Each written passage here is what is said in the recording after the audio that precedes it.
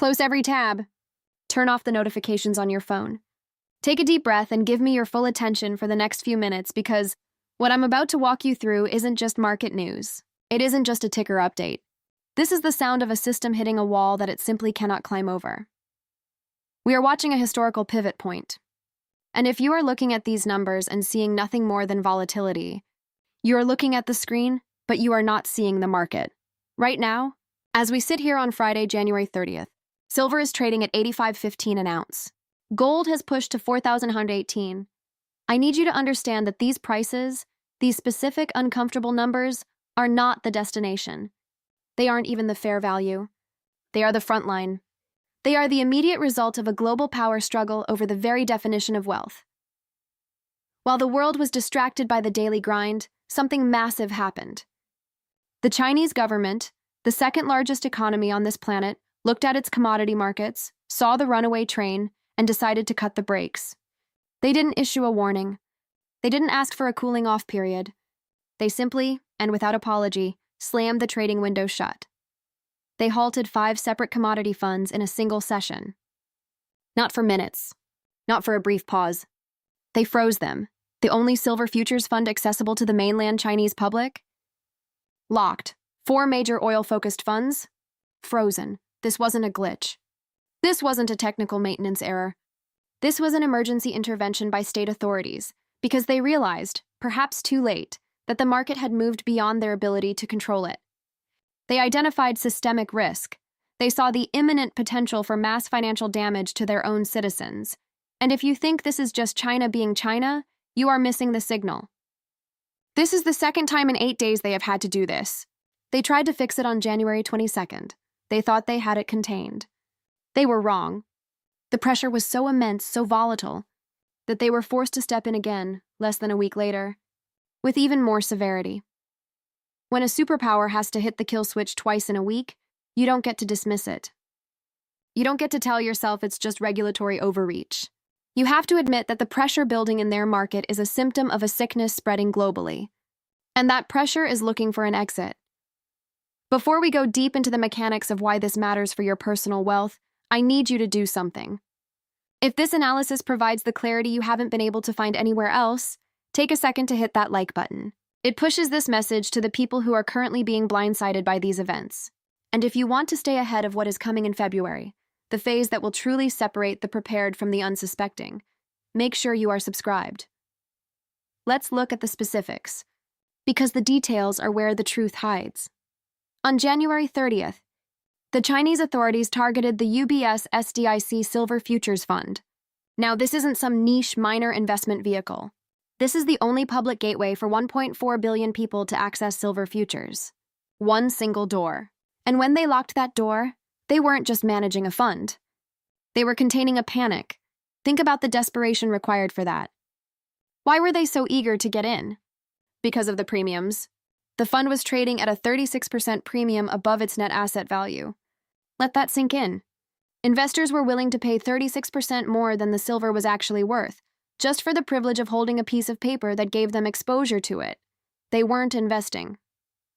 They were fleeing. They were looking at the landscape, seeing the monetary policy, seeing the geopolitical fractures, and they were willing to overpay by a third just to get out of the currency and into the metal. They were asking how much, but the only question that mattered to them was how fast. The regulators saw that 36% premium and realized it was a death spiral. A feedback loop. People buy because the price is rising. The price rises because they buy. The premium gets wider. More people chase the premium because they see the chart going up. It's a classic, dangerous bubble dynamic. And the Chinese state stepped in to break the cycle before it imploded on their retail base. But here's the question that the mainstream financial media is terrified to ask. Why was the demand so extreme? Why would an entire population be willing to pay such a massive premium for silver? Because silver has been on a tear. A 58% surge in 30 days. We aren't talking about marginal gains. We are talking about a vertical move that has pushed prices toward $118 an ounce at the peak. Gold is up 22%, climbing toward $5,600. Oil is shattering its own ceilings. This isn't just a bull market. This is a flight to quality. It is a mass movement of capital out of the system and into the hard, tangible assets that have been the anchor of wealth for 5,000 years. There are three drivers to this, and they are colliding right now. First, there is the absolute chaos of monetary policy. Central banks are acting like sailors caught in a hurricane, flip-flopping between cutting rates and holding them high. Every time they hint at easier money, the dollar trembles and precious metals explode. Every time they try to sound hawkish, we get a violent pullback, but the trend line remains undeniable. That volatility is being weaponized by the market. Second, the geopolitical overlay. We are seeing naval positioning, supply chain anxieties, and a world where energy is no longer a given. When the cost of moving goods increases, when nations stop trusting one another, you get a rush into commodities. And third, the structural supply crisis. This is the one that people are not talking about enough. Silver is not just a monetary metal. It is the lifeblood of the green energy transition.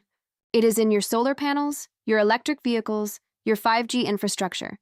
The governments of the world have mandated a future that is fundamentally silver-intensive, yet they have done nothing to incentivize the supply to match that demand. When you take a structural supply shortage, add a flight from currency debasement, and layer on the geopolitical fear, you don't get an orderly market. You get a fracture. You get what we are seeing in China. And I want to show you that this isn't isolated. It isn't just a Chinese problem. The gold-silver ratio has compressed to its lowest point since 2011, and this isn't because gold is weak. Gold is strong. It's because silver is moving with a velocity that suggests a total regime change. We are seeing it in the physical market, too. One major dealer reported a 158% increase in 1-ounce coin sales in less than 4 months. A 550% increase in 1 kilogram bar demand.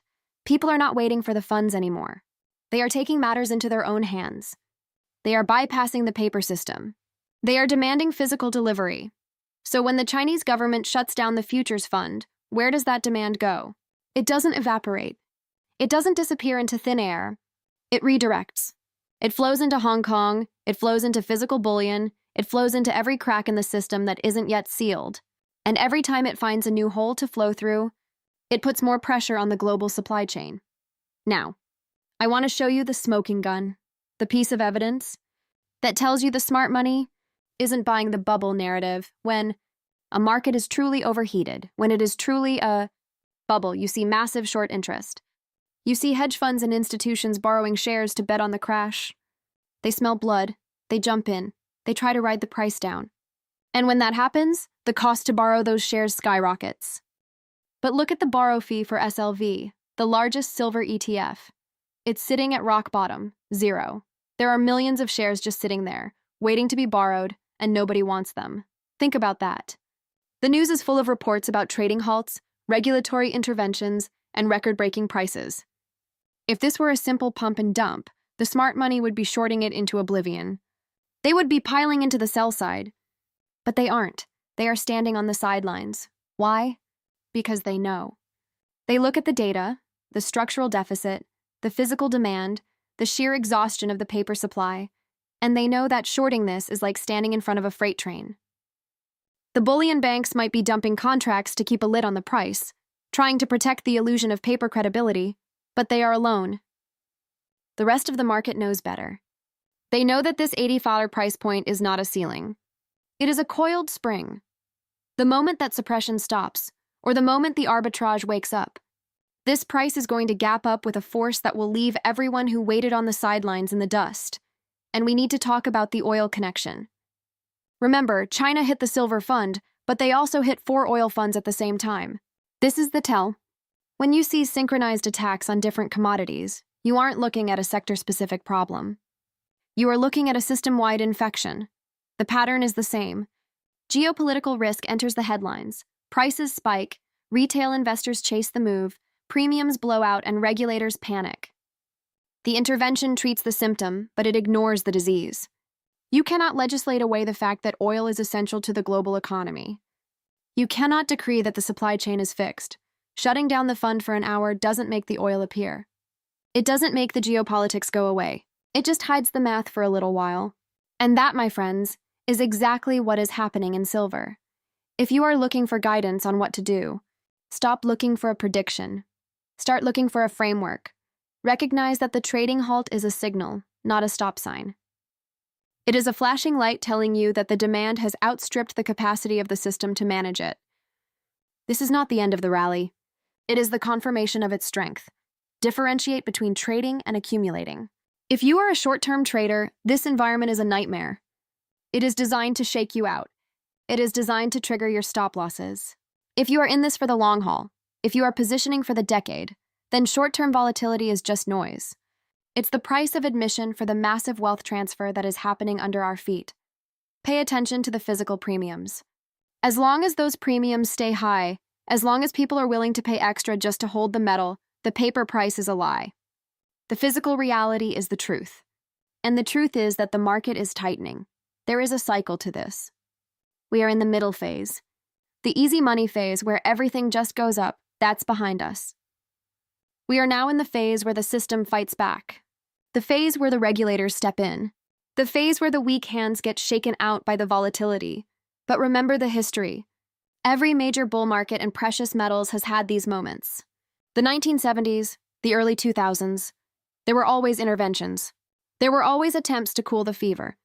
And every single time, the fundamental forces, the need for safety, the desire for hard assets, the rejection of failing currency, won out. Do not confuse the regulator's fear with the market's death.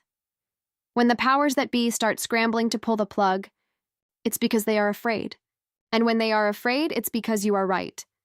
We are watching a stress test of the global financial order. The system is struggling to facilitate the reality of our current world. Paper assets are feeling fragile. Hard assets are feeling like the only lifeboat left. That is not a trend for next week. That is a trend for the next decade. So let me ask you, when you look at what happened in Beijing, do you see a reason to panic? Or do you see the ultimate validation of the thesis? Do you see the end of the bull market, or do you see a system that is simply breaking under the weight of the demand? There is no wrong answer, but your answer defines your strategy. If you think it's the end, you'll sell and watch from the sidelines. If you think it's the beginning of the realization phase, you will adjust your position, you will hold your conviction, and you will wait for the next move. Drop your thoughts in the comments. I want to hear how you are interpreting this. The community's insight is how we all stay sharp. This is the Asian guy. It is Friday, January 30th, 2026. Silver is at 85.15. Gold is at 4,918. The world is changing, and the markets are telling us exactly how. Don't let the noise shake your conviction. Don't let the intervention scare you out of your position. The truth is in the numbers, and the numbers are screaming. Stay sharp. I'll see you in the next one.